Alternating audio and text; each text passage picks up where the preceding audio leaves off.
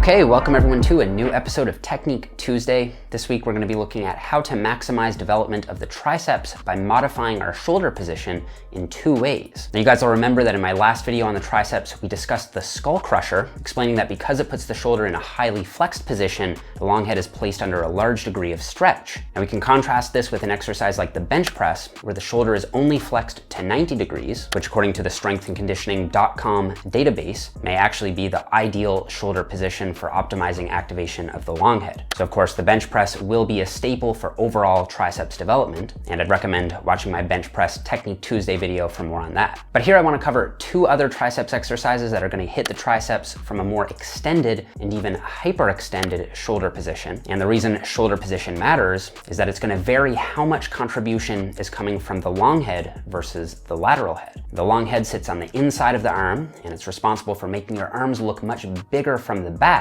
while a well-developed lateral head is going to give your arm that horseshoe shape from the side. And because the long head is a biarticular muscle, meaning it crosses both the elbow joint and the shoulder joint, if you modify the shoulder position, you can adjust how much the long head gets involved as you extend the elbow. And while biomechanical reasoning would suggest that the long head should be more active with the shoulder in a more flexed position, such as with a skull crusher, and the lateral head should be more active in a more extended position, such as a tricep press down, EMG results are mixed, meaning the most sensible advice is to use a variety of different shoulder positions to maximize overall triceps development. So because we've already covered the flexed position, I want to start here with an extended shoulder position using the tricep press down. Now first, my preferred attachment for these is a straight bar or easy bar, whichever you find to be more comfortable on your wrists. And I like the bar over a rope simply because it allows you to overload more heavily. Now, because the rope isn't as stable as the metal bar, most people simply won't be able to load it as heavily, resulting in less overall tension on the triceps. Now on the flip side, one of the advantages of the rope is that it does seem to cue people to squeeze their triceps better at the bottom, which might help them reach a stronger peak contraction and mind-muscle connection. Still, I'd say that as long as you control the movement squeezing at the bottom,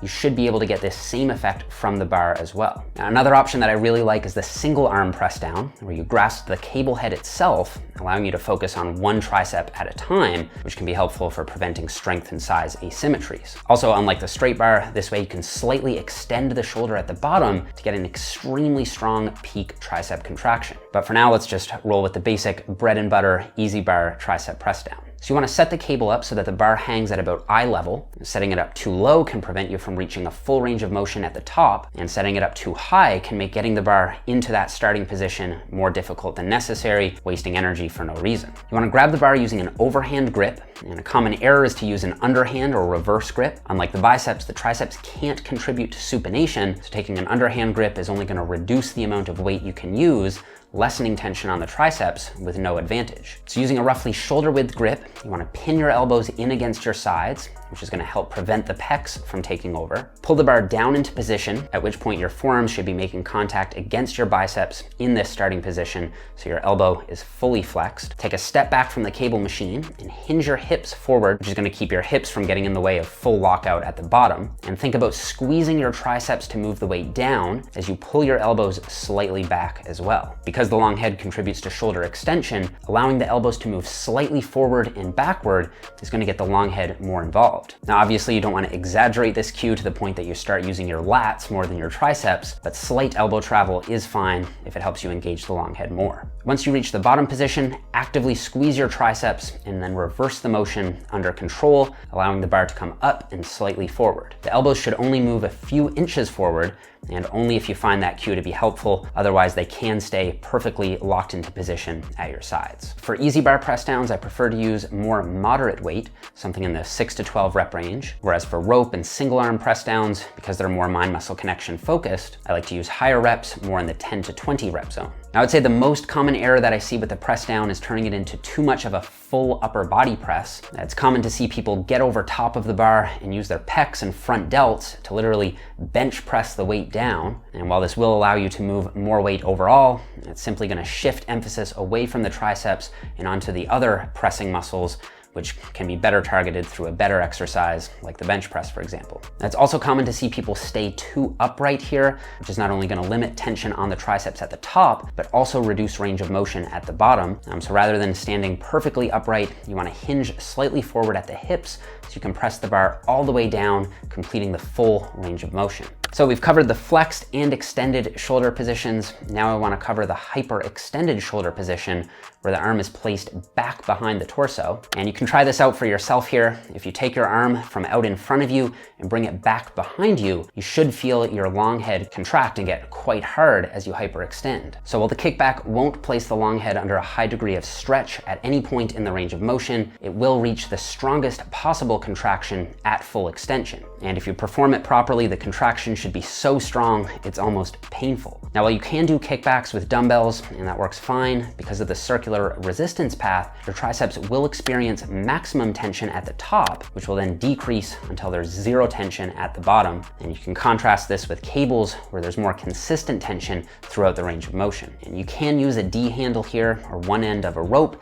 but I prefer to just grip the cable head itself for a more stable feel. Grab the handle and pull it into position by your side so that your elbow is locked at about a 90-degree angle. And from here, you want to simultaneously squeeze your triceps to move the weight back as you simultaneously move your elbow back, forcing your shoulder into that more hyperextended position so that at the top, you can see that your arm has extended back behind your torso. This is going to force the long head to contract through an active range of motion at the elbow and at the shoulder at the same time. And once you reach the top, reverse the motion under control, allowing the elbow to bend as the shoulder comes slightly forward. You can also do these standing with a more upright torso, as long as you're putting the shoulder in that hyperextended position at the bottom. The tension curve may be slightly worse for the triceps here, but some trainees may find it to be much more comfortable. And here I like to use slightly higher reps as well, something more in the 10 to 20 rep zone. And because it's more of a concentric focused movement without as much of a stretch, it's ideal for intensity techniques like drop sets and myo reps, as delayed onset muscle soreness shouldn't be too much of a recovery concern. Now, I would say the most common error that I see with the kickback is actually not hyperextending the shoulder, turning it into just a standard tricep extension. You want to remember that what makes the kickback unique is the fact that you're placing the shoulder behind the torso, providing the strongest possible contraction at the top. If your shoulder is just staying in line with your torso, then you're basically just doing a standard press down, which is fine, but defeats the entire purpose of the kickback. So guys, that is all that I have for the press down and the kickback. I hope you guys found it to be helpful. If you're looking for a way to make all this a little bit more actionable and want to take your bicep and tricep training up a notch, you can check out my 8-week arm hypertrophy program at the first link in the description box below, or by clicking the button over here next to my head. This is actually my most popular specialization program, and the feedback from you guys over the last couple years has been amazing. So I really appreciate that. And if you're interested in checking it out, you can grab it at jeffnippard.com. So if you guys enjoyed the video, don't forget to leave me a thumbs up, subscribe if you haven't already, and I'll see you guys all here in the next one.